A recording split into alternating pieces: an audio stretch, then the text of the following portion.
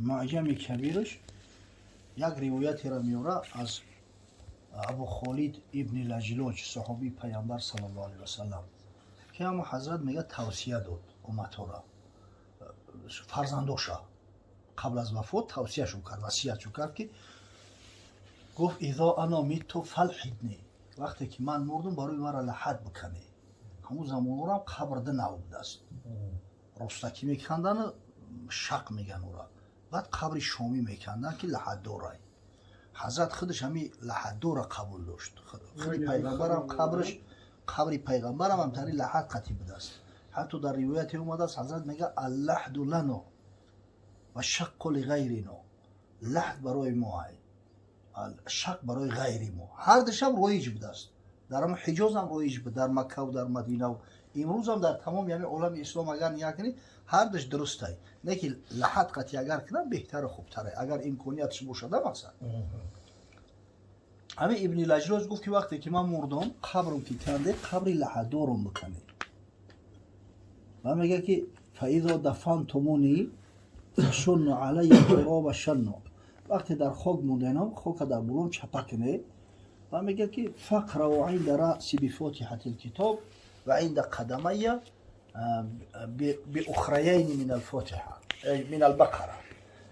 در نزد سرم دو آیه آخری در نزد سرم سوره فاتحه را بخونه در پیش قدمم دو آیه آخری سوره بقره را زیرا میگه من همین توصیه را از پیغمبر شنیدم ببینه با پیغمبر رفعش کرده است این روایت قوی ترین روایت است در مسئله جایز بودن قرائت در سر قبر این هیچ که رد کرده نمیتونه برای تمام راویایی که امام طبرانی آورده است همه راویای بخاری و مسلم هم راویای صحیحین حتی ابن قیم جوزیه در همون کتاب الروحش اصلا ابن قیم جوزیه شاگرد ابن تیمیه های یو همی دغل کرده بگیم پیل همی سلفی ها بیشتری قول عقیده را همی میگیرن همون ابن قیم جوزیه در همون کتاب الروح آورده است میگه بار احمد ابن حنبل رحمه الله در یک جنازه شرکت کرد در بغداد میگه همین وقت یک نابینا اومد یک قاری نابینا بود است 6 تا قرائت اثر کرد میگه بسیار ناراحت شد احمد ابن حنبل گفت یا هذا انها بدعه فلانی گفت این بدعت های قرائت در سر قبر بدعت های بعد میگه خودش همون ناراحت از قبرستان خارج میشد ابن قدامه شاگردش میگه پهلوش دا اومد گفت حضرت گفت نسبت مبشر چی فکر داری مبشر یک راوی است یک راوی هم زمانی همون تبع تابعین بوده است گفت که مبشر یک آدم ثقه های او یا گفت قول مبشر را قبول داری گفت بله من مبشر حدیث ها دارم در مسندم گفت این مبشر روایت میکنه مبشر از عبدالرحمن از پدرش یعلا از پدرش هم ابو خالد ابن لجلوج صحابی پیامبر صلی الله علیه و سلم و همین روایت آورد براش میگه احمد ابن حنبل گفت که برای همون نابینا را بگو که قرائتش دوام بده از همون بعد در مذهب حنبلی هم که همین مسئله را شدیدتر میگرفتن گفتن قرائت در سر قبر مستحبه حکمش مستحبه یعنی ثواب داره همین دلیل اساسی همیه ببینید همین قرائت اساسی که در روایات صحیحه اومده است همون دو آیه اخیر سوره بقره است همچنین این در مصنف ابن ابی شیبه به اسناد صحیح اومده است حدیثی موقوف این حدیثی که گفتیم حدیث مرفوعه یعنی به پیغمبر صلی الله علیه و سلم رفته شده حدیث موقوف حدیثی را میگن که صحابی از خودش میگه یعنی به پیغمبر نمیبردورش نمیگه که من از پیغمبر شنیدم یا پیغمبر را دیدم که کرد یا پیغمبر گفت میگه همه عبدالله ابن عمر فرزند ارشد حضرت عمر خطاب فرزندوش وصیت کرد که وقتی مرد میگه در بالای سرم سوره فاتحه و نزد قدمم دو آیه آخری سوره بقره را بخونه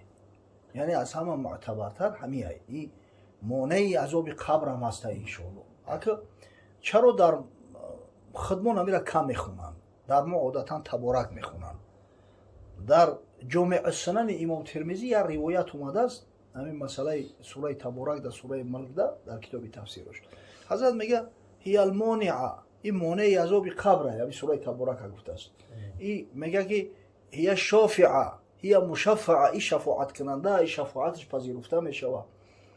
اگه این حدیث ضعیفه، خدا واسه ضعف داره. انا وقتی که ملوهای ما همیرا میگن این خونه سوخته همین مردم غیر مقلد و اهل هوا، اونا با دعوا را میبرنن که شما حدیثای ضعیف قطعی عمل میکنه. این حدیث ضعیفه. با همون خاطر اول من روایت اول آوردم، روایتی را که دیگه ضعف نداره، راویاش همه راویای بخاری و مسلمن. اما حدیثی مقصد چیزام اومده است، در مسئله ملک هم اومده گیه، در مسئله سوره یاسین هم اومده گیه. حضرت گفت اقرأوا یاسین علی موتاکم، یاسین بالای مرده هاتون بخونه. مرده را بعضیا به معنای محتضر گرفتن، شخصی که در حالت سکرات مرگ است. اما بعضیای دیگه به معنای هم مردگی میگیرنش. همون نابینایی را که قبرستان درما در نزد احمد بن حنبل قرائت کرد، همون هم یاسین میخوند است، یاسین شروع کرد. همین خاطر انشالله هیچ جای شک و شبهه نیست، قرائت در سر قبر امر مستحبه است. و همین دو آیه آخر سوره بقره به نهایت اهمیت بزرگ دارد. دعا هنی را ببین، به حد دعاهای بزرگ است. این را کسی حفظ میکنه از این دیگه دعای خوب نمیشه. یک حدیث همونجا خوندمش لوح محفوظ در باب فضیلت آیه های قرآن، سوره های قرآن، حدیث های موضوع، بافته، ساخته، ضعیفی و به حد زیادن. همدستی؟ ولی در همین تفسیر بیضاوی هر سوره شروع میشود درباره همون فضیلتش چند صحیفه گپ میرود. اکثری همون روایاتی که اومدگی در این مسئله فضیلت سوره و فضیلت آیات همون یک راوی هست به نام نوح ابن ابی مریم. همون آدم خودش اعتراف میکنه، میگه من به خاطر اون که مردم شوق رغبت کنن همه آیات سوره را بخونن، من ای پیش خودم هم یهو را میگفتم. این خودش اقرار میکنه که من وضع میکردم حدیث آخر. برای همین این مسئله را بسیار احتیاط کنید. مسئله متاسفانه علم حدیث در خدمت نه الحمدلله کمتر پیش رفت، اونقدر اهمیت نمیدادن. اما کسایی را که پیش درس میگرفتن موافق سیستم تعلیم بخاری شریف، عادتا همین حدیث مشکات شریف میخوندن. همین مشکات هم بیشترش برای همین عباره و ترکیب میخوند، برای حفظ کردن و دلیل حجت کردن پیشنهاد کردن ای خیلی نه. برای همین متاسفانه همین حدیثای موضوع، حدیثای ضعیف و حدیثایی که اعتبار ندارن اونا را حجت کردن همیشه به حد زیاد اومدگی هم. از بس که مردم ما همه پیروی مذهب دن، یعنی احتیاج به حجت دلیل زیاد آوردن نبود. در محفل معرکه عادتا یکون مسئله همینطوری جنجالی میشید، یکون عبارت ای مختصر الوقایه میگفتن خلاص برای همه کافی بود، همه دیگه تسلیم میشیدن. اما زمان دیگه شی دستوخی ارالشی دستوسی باز هم یک گپ میگوی که میگن که دلیل حجت شبیور، دلیل حجت شبو پروست تک وارد نمیشه. میگوی در مختصر سنتش گفتیم، آخه سنتش میگوی مودم سنت ای که اثبات که کمی سنت ای، یعنی سنت قول و فعل و صفت تقریر پیغمبر هم میگن که اثباتش که همیره اسناد شبگو هم دسته. برای همین اندک یک مشکلیو داریم در همین گفتن حدیث، بسیار احتیاط کنید، بسیار وزبینه حکمش. همین کسایی که مثلا اهمیت نمیتن خیلی در فلان کتاب هسته ای که او کتاب حدیث نیست، همون کتابی که تو میخوای